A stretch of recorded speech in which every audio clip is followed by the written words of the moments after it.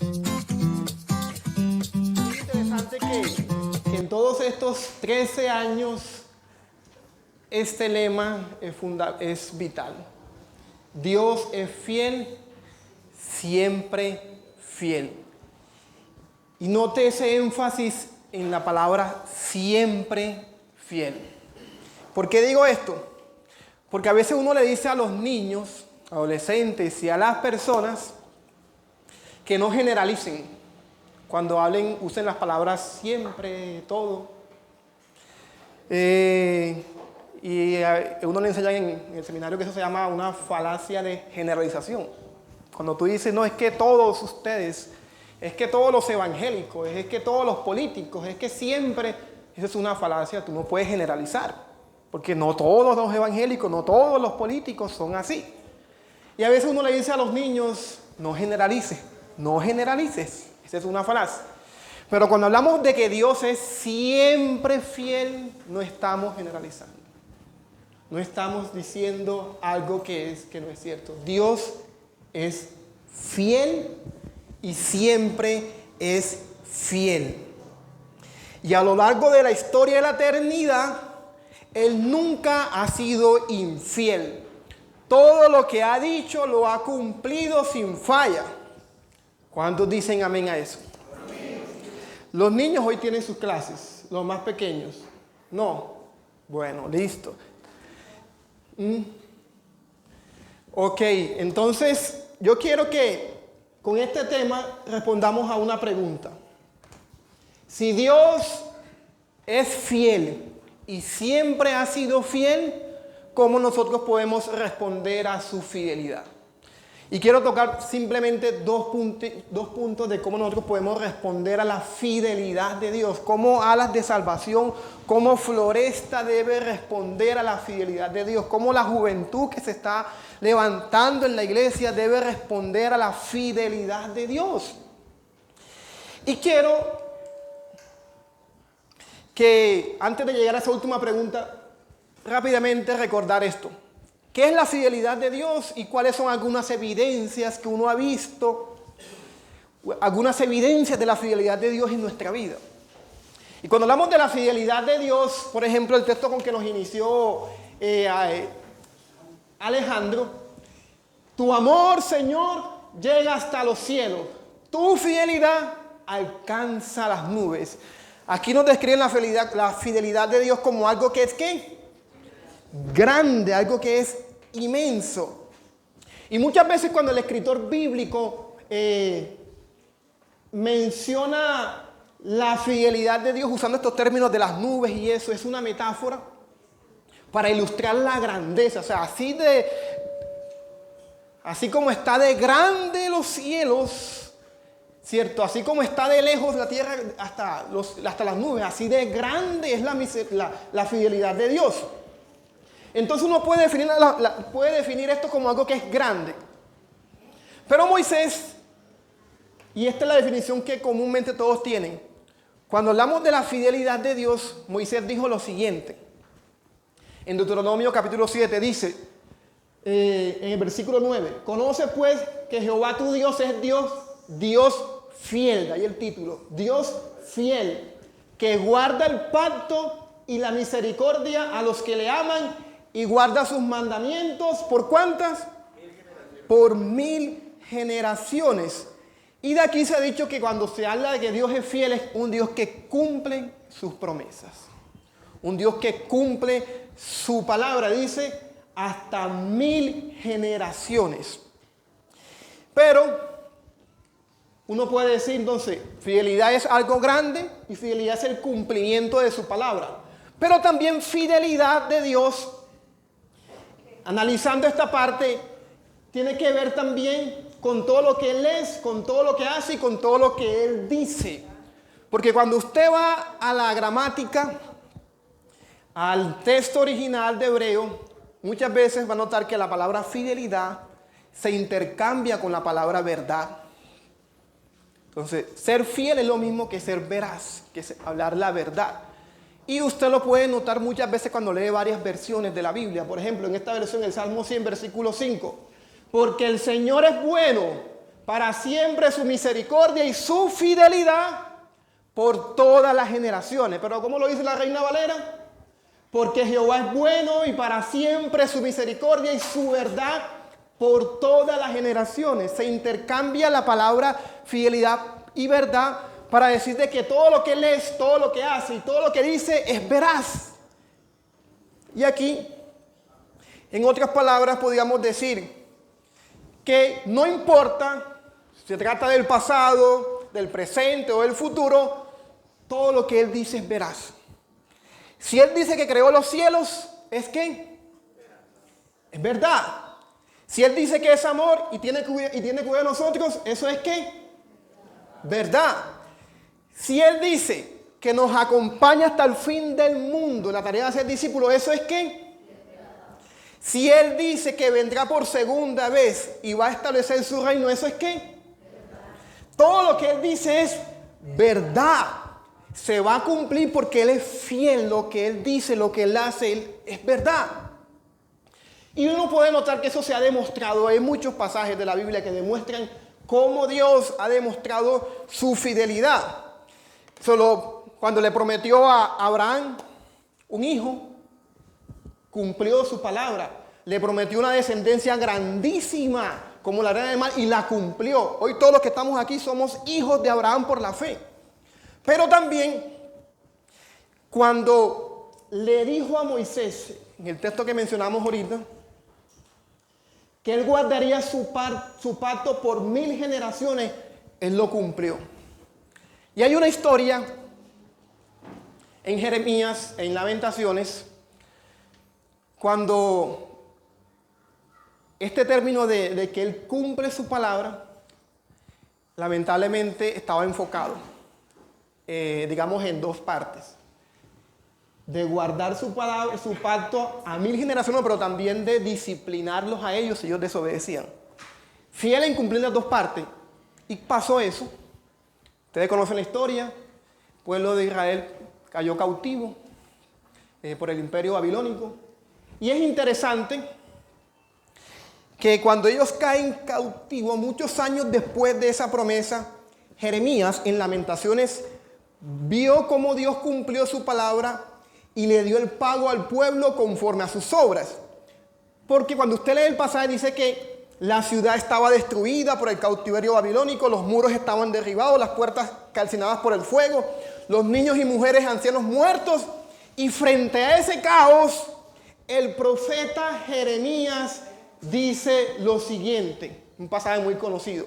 Él vio ese caos tremendo, feo del pueblo de Israel y dice: por las misericordias de Dios no hemos sido consumidos, porque nunca decayeron sus misericordias. Nuevas son cada mañana. Lo que cantábamos, ¿cierto? Grande es su fidelidad.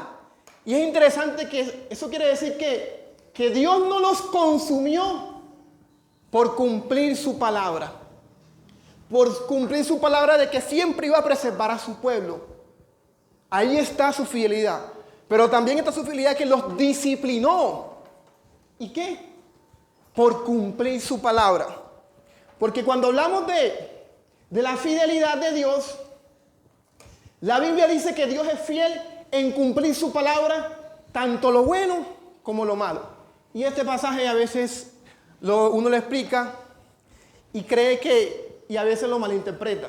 ¿Has escuchado ese pasaje que dice: aunque le seamos infiel, Dios permanece fiel? Y la gente que está en su pecado, ahí como que, ay, bueno, Dios permanece fiel, aunque yo sea infiel. Y sí, pero cuando uno lee ese pasaje en su contexto, mira, ahí está. Es un poema. Y dice: palabra fiel es esta: si somos muertos con Él, también viviremos con Él. Si sufrimos, también reinaremos con Él. Si le negáramos, Él también nos negará. Si fuéramos infieles, ¿Él qué? Él no puede negarse a sí mismo. Pablo está diciendo que Dios es fiel, primero, en darnos vida cuando uno muere. Dios es fiel ¿en qué? En que vamos a reinar cuando estamos sufriendo. Y Dios es fiel, ¿cierto?, en negarnos si nosotros lo negamos a Él. Eso es lo que está diciendo. Dios también permanece fiel a su advertencia de que si le negáramos, Él también nos va a negar. Eso se refiere a eso. Si le negamos, Él también nos va a negar.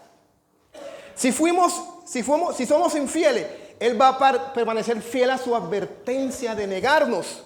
¿Qué dijo Jesús? Cualquiera que me confiese delante de los hombres, yo también lo confesaré delante de ¿quién? De mi Padre que está en los cielos. Y cualquiera que me niegue delante de los hombres, yo también lo negaré delante de mi Padre.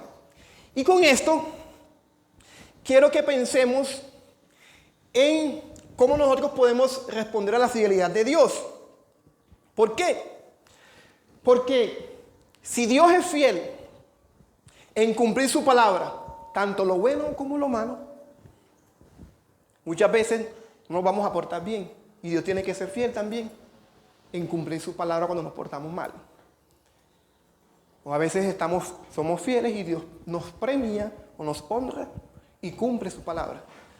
¿Y cómo nosotros respondemos a eso entonces? Y mi primer punto es que de todos estos casos que se mencionan en la Biblia, Dios desea que los creyentes también sean fieles como Él. Si Él es fiel, Él quiere que todos seamos fieles. Por ejemplo, en este pasaje dice que, pues como Él es, en 1 Juan, Él quiere que también nosotros seamos como Él. El que dice que anduvo con Él debe permanecer como Él anduvo. Y de todos estos ejemplos, Jesús, Pablo, de cómo ellos practicaron la fidelidad, en Timoteo me quiero enfocar. Porque Timoteo se describe en la Biblia como una persona que fue fiel. Mira este pasaje, Filipenses 2:19.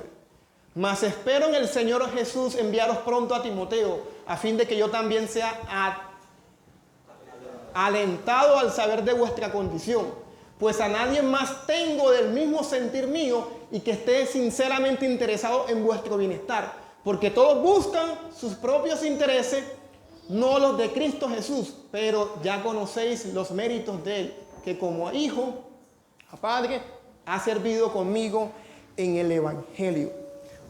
Pablo se refiere a Timoteo como una persona que no tiene motivos egoístas. Un creyente que se preocupa por el bienestar de los hermanos y que le servía a Pablo con mucha entrega, como lo hace que un hijo con un papá. Y aquí va mi primera aplicación. Timoteo es descrito como alguien que es fiel en el sentido de que le servía a Pablo como le sirve un hijo a un papá. Y esto me hizo acordar a mis primeros inicios aquí en Medellín. Yo llegué a Medellín a los 17 años a trabajar. Y en estos días le conté la historia esta a alguien. Y yo llegué de aventurero, salí del bachillerato. Mami, yo voy a estudiar y a trabajar. Pero mentira, yo no era cristiano, ahí me pueden perdonar. Pero mentira, yo llegué fue a aventurar. Yo quería conocer Medellín, salí de Cartagena y viví la vida loca. Y entré a estudiar análisis y programación de computadores y trabajaba. Pero como todo adolescente así nuevo, en una ciudad que es muy difícil para los jóvenes, me desordené al punto que, pues no les cuento eso para que no dañarles el corazón. Pero un día, pensando en devolverme para Cartagena, ya me dio mamitis, me hacía falta mi mamá por lo duro que estaba viviendo la situación. Yo lavaba carro, imagínense cómo yo me ganaba el día lavando carro. Salía a las 6 de la tarde, 17 años. ¿Quién tiene aquí esa edad? 17 años. Los adolescentes, esa edad ya estaba trabajando aquí en Medellín y estaba lavando carros y todo eso. Y estudiaba en la noche, falsificaba mis documentos para entrar a los bares y todo eso. Se pueden imaginar mi vida loca, era muy desordenado. Y en una de esas me echaron del trabajo por cosas que me avergüenzo. Pero en ese proceso, lavando yo el carro, ya todos me habían dejado. Yo abrí el carro y colocaba la emisora y sonó esta canción. ¿Por qué mi viejita ya está cansada de trabajar para mi hermano y para mí? Y ahora con gusto me toca ayudarla y por mi vieja lucharé hasta el fin. Por ella lucharé hasta que muera y por ella no me quiero morir. Tampoco que se muera mi vieja, pero que va, el destino es así. Los caminos de la vida no son como yo pensaba. Y me pongo yo a llorar ahí. Me ministró una canción mundana, para que vean ustedes que Dios usa. Oiga, porque llegó una etapa en mi vida, cuando uno deja de ser adolescente y se convierte en joven. Uno quiere, lo digo por experiencia, uno cuando está como la edad de adolescente, uno es muy exigista, exige mucho. Y todo, yo soy el centro de atención. Pero estando aquí en Medellín, eso me hizo madurar. Porque yo dejé de ser el típico adolescente que quería el centro de atención para servir a mi papá, a mi mamá. Bájale un poquito. Y yo quería devolverme a Cartagena y yo quiero ayudar a mi mamá, a mi papá. Y Dios me cumplió eso. Porque trabajé después en Ecopetrol 2 años, los mantení por después. Pero eso, yo sentía que ese anhelo de entregarme por mi familia, por mi mamá. Y eso llegué yo lavando platos, barriendo la sala. Y, ay, ¿qué te pasó a ti? ¿Qué te hicieron allá? No, yo no era evangélico. Y yo siento que cuando Pablo menciona a Timoteo, lo describe de esa manera. Un Timoteo que es fiel en el sentido de que sirve como sirve un hijo a un papá. O ese típico adolescente que ya pasó esa etapa digamos, de rebeldía. Y creo que Timoteo mostraba esa fidelidad sirviendo con mucha entrega y Pablo le agradece mucho. Entonces, digamos que ser fiel o ser leal, mi primera aplicación es decidir amar y servir a una persona que ha sido designada por Dios como alguien importante en tu vida. Eso es ser fiel. ¿Cómo tú puedes responder a la fidelidad de Dios? Hombre, decide amar y servir a las personas que Dios ha designado como personas importantes. Sírveles como lo hacía Timoteo. Esto dice que Timoteo se entregó, se incomodó. Es más, en su segunda carta dice que Pablo dice, todos me dejaron, Timoteo. Es más, te pido que me vengas a ver, que me siento solo. Y eso es curioso de cómo Pablo tiene la confianza de que Timoteo no le va a decir, hombre, Pablo, otra vez tú con tus mismos cuentos. Viene otra vez el pastor, viene otra vez mi mamá a decirme lo mismo. No. Pablo tenía la confianza de decirle algo a ese jovencito y él no va a renegar. O a ese evangélico y él no va a renegar. Porque él quiere servir. Entonces, esa es mi primera aplicación. Y la otra es que el texto nos menciona que otra manera de practicar la fidelidad es cuando somos leales a Dios. ¿En qué sentido? ¿Cómo sabemos que somos leales a Dios cuando Dios hace cosas que no entendemos y aún así lo adoramos o le obedecemos? Un ejemplo de esto. Abraham fue una persona que entendió esto de ser fiel en obedecer o adorar a Dios aun cuando yo no entiendo lo que está pasando. Por ejemplo, cuando uno escucha la historia de Abraham resumida en Hebreos 3:11, se dice que Abraham le creyó a Dios sin saber para dónde iba a ir. Salió. Abraham caminó sin saber cuándo o cómo se iba a cumplir la promesa, porque él era ¿qué? Estéril, lo mismo que Sara, ¿cierto? Entonces, él le creyó a Dios sin saber para dónde iba. Le creyó a Dios sin saber cómo. Le creyó a Dios sin saber cuándo, porque ellos murieron y nunca supieron si se iba a cumplir la promesa de tener una descendencia grande. No la vieron. Y le creyó a Dios sin saber por qué. Un día Dios le pidió que sacrificara a su hijo y él obedeció. Es un hombre de que obedeció y adoró a Dios sin entender lo que estaba pasando. Y yo me preguntaba, ¿cómo somos los evangélicos ante esos momentos así? ¿Cómo somos los hermanos de Alas de Salvación y de Floresta cuando no entendemos lo que está pasando. Seguimos levantando nuestras manos y Señor, tú eres fiel, te adoramos. O ya descuidamos la relación, ya no nos queremos acercar a Él. Ya no queremos entrar, porque Dios me va a ver como el policía.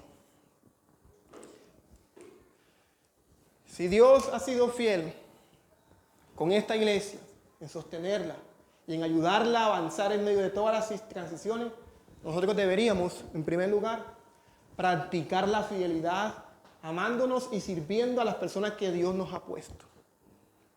Y piensen esto. Piensen en que tú puedes practicar la fidelidad o tú puedes ser leal a tu jefe. En el trabajo, cuando tú le sirves y velas por sus intereses o por los beneficios o lo que la empresa está dando, tú puedes ser fiel o puedes practicar la fidelidad a tus padres cuando tú le obedeces en todo, dice Pablo, en todo. No es que me parezca, en todo. Ya cuando te casas ya cambian un poquito las cosas. Que si tu mamá te dice, no quiero que... No, primero a la esposa, ¿cierto? Porque a veces las mamás o los papás se meten. Pero cuando tú estás bajo el techo de tu casa, obedeces a tus papás en todo. ¿Por qué? Porque eso trae un beneficio. Y podemos practicar la lealtad o la fidelidad cuando lo obedecemos en todo. Pero también podemos practicar la lealtad o la fidelidad cuando el esposo o la esposa se entregan desinteresadamente. En el caso de la esposa, cuando se somete, cuando el texto dice que cuando respeta a su esposo, su autoridad. Y el caso del esposo, cuando también se somete a su esposa en el sentido de que la trata como vaso frágil. ¿Cuántos dicen amén a eso? El esposo, cierto, que tratamos a la esposa como vaso frágil. Y en eso meditaba de que implicaba de que como ella es vaso frágil, la carga, estos días leí un comentario sobre ese versículo que decía que la carga cae sobre el esposo. La responsabilidad cae sobre el esposo. Quien debe llevar la batuta de la casa es el esposo. Porque a veces la mujer cuando se toma la carga, no es todo el caso. Aquí no podemos cometer falacia de generalización. En algunos casos, algunas mujeres no saben sobrellevar las cargas porque hay mujeres, amas de casa, solteras, que lo han hecho. Pero lo que quiero decir es que el esposo está diseñado para suplir, sostener y que la mujer sea aquella en la cual pueda unirse en este trabajo como ayuda idónea. Entonces uno como esposo puede tratar a la esposa así. Y podemos ser fieles también cuando nosotros perdemos seres queridos, perdemos el empleo, pero entramos en su presencia y le decimos, Señor, gracias. Yo quiero que oremos y agradezcamos a Dios porque en todos estos 13 años, quiero que me acompañe un momento, en todos estos 13 años hemos visto la fidelidad de Dios. No sé cuáles han sido tus luchas últimamente. No sé con qué has batallado, que te ha costado responder a la fidelidad de Dios con adoración, con obediencia o con lealtad a las personas que Dios ha puesto cerca de ti. Pero hoy queremos decirle, Señor, gracias. Porque nos recuerda que tu misericordia es grande y es para siempre, Señor. Es incomparable. Y oramos por esta congregación, Señor, para que en el nombre de Jesús cada día nos refugiemos en ti y que podamos responder a tu fidelidad, siendo fieles también, siendo leales y obedeciéndote y adorándote cualquiera que sea la situación. que aunque no entendemos el cómo, el cuándo, el por qué, Señor, aquí estamos. Gracias porque en estos 13 años tú nos has sostenido y nos has ayudado.